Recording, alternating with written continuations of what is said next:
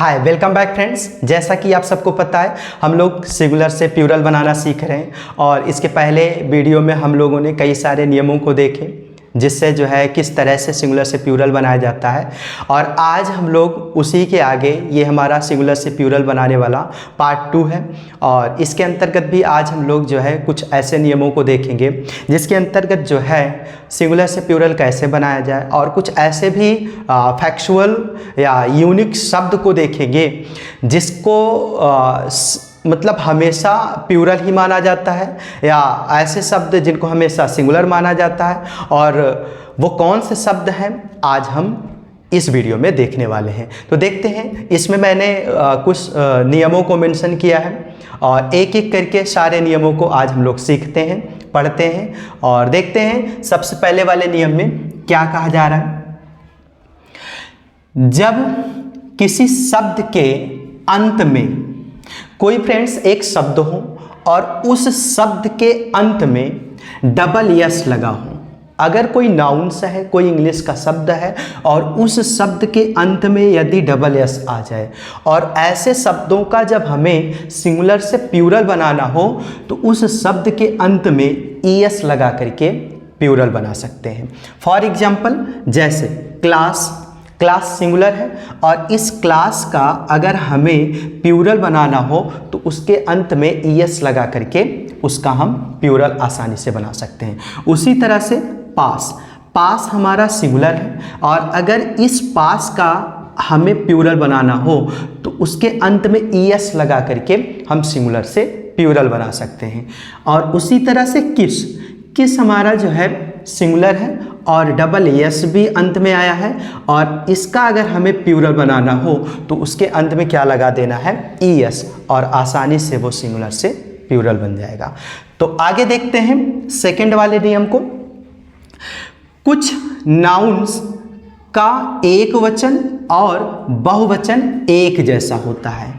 अर्थात कहने का मतलब ये हुआ, कुछ ऐसे नाउन्स होते हैं, कुछ ऐसे सिंगुलर्स, कुछ ऐसे शब्द होते हैं इंग्लिश के जिनका सिंगुलर और प्लूरल दोनों एक जैसा होता है। अर्थात सिंगुलर और प्लूरल दोनों एक ही समान जो हैं होते हैं। वो डिपेंड करेगा उस सेंटेंस में उसके नंबर के ऊपर और उसके हिसाब से जो है हम उसमें जो है वर्ब लगाएंगे। तो देखते हैं वो कौन कौन से शब्द हैं। जैसे फिश फ्रेंड्स हमेशा जो है एक वचन और बहुवचन में एक जैसा प्रयोग होता है, अर्थात सिंगुलर और प्लूरल दोनों में एक जैसा प्रयोग होता है। उसी तरह से थाउजेंड भी जो है अपनी जगह पर सिंगुलर और प्लूरल एक जैसा होता है।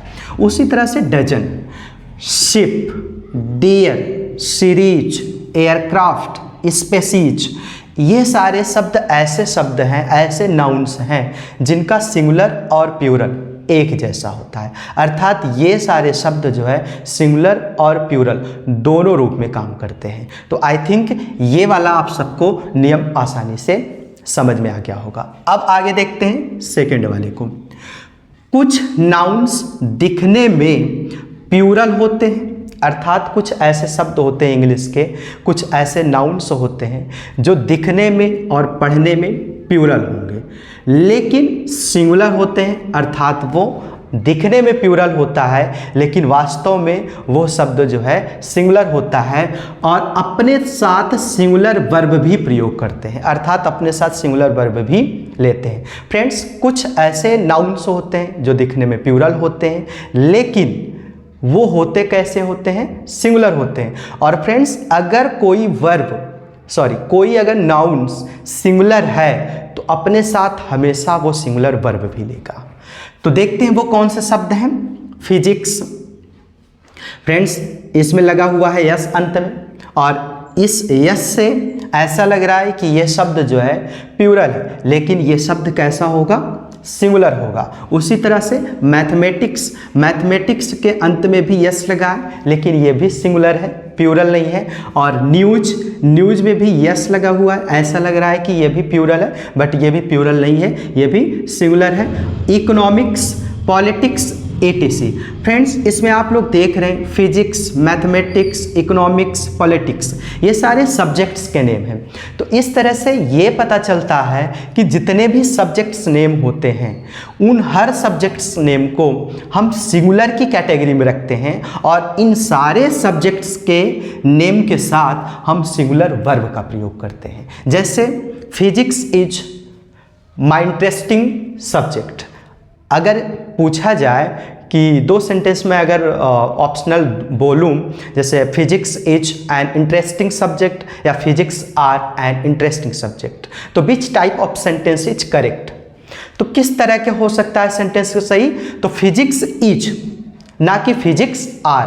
क्यों? क्योंकि ये सारे शब्द भले ही दिखने में प्लूरल दिख रहे हैं लेकिन ये होते सिंगुलर हैं और सिंगुलर होने की वजह से इन सारे शब्दों के साथ सिंगुलर वर्ब का प्रयोग किया जाता है। आई थिंक आप सबको अच्छे से समझ में आ गया होगा। आगे देखते हैं। नेक्स्ट, कुछ नाउन्स हमेशा प्लूरल होते हैं और अपने साथ वर्ब भी प्लूरल लेते हैं। फ्रेंड्स, कुछ ऐसे नाउन्स होते हैं, कुछ ऐसे शब्द होते हैं जो सदैव, जो हमेशा क्या होते हैं? प्लूरल होते हैं और प्लूरल होने की वजह से वो अपने साथ वर्ब भी कैसा लेंगे? प्लूरल ही लेंगे। ये नियम है। देखते हैं वो कौन से शब्द हैं। जैसे टाउजर्स। टाउजर्स हमेशा ट्रीट करता है प्लूरल को और प्लूरल वर्ब भी अपने साथ लेता है। उसी तरह से जीन्स, जीन्स भी प्लूरल होगा और सीजर्स, सीजर्स भी प्लूरल होगा। अब ये सारे शब्द अगर प्लूरल हैं तो अपने साथ प्लूरल वर्ब भी लेंगे, अपने साथ प्लूरल वर्ब लेंगे, सिंगुलर वर्ब कभी नहीं लेंगे। तो आई थिंक आप सबको ये नियम समझ में आ गया। आगे देखते हैं। कुछ नाउन्स का सिंगुलर और प्लूरल एक ही होता है और वर्ब का प्रयोग नंबर्स के अनुसार होता है। इसका कहने का मतलब क्या हुआ फ्रेंड्स? इसका मतलब ये हुआ, कुछ ऐसे नाउन्स हैं, कुछ ऐसे इंग्लिश के शब्द हैं जो सिंगुलर और प्लूरल दोनों एक ही होते हैं, अर्थात वो सिंगुलर में भी प्रयोग किए जाते हैं, प्लूरल में भी प्रयोग किए जाते हैं और वर्ब की जहाँ तक बात है वो डिपेंड करता है उस सेंटेंस के नंबर्स के ऊपर। देखते हैं वो कौन कौन से शब्द हैं। Like furniture, information, knowledge, help, water, milk, butter, bravery, grass, money, sugar, work, love, honesty, luck, advice, education, etc।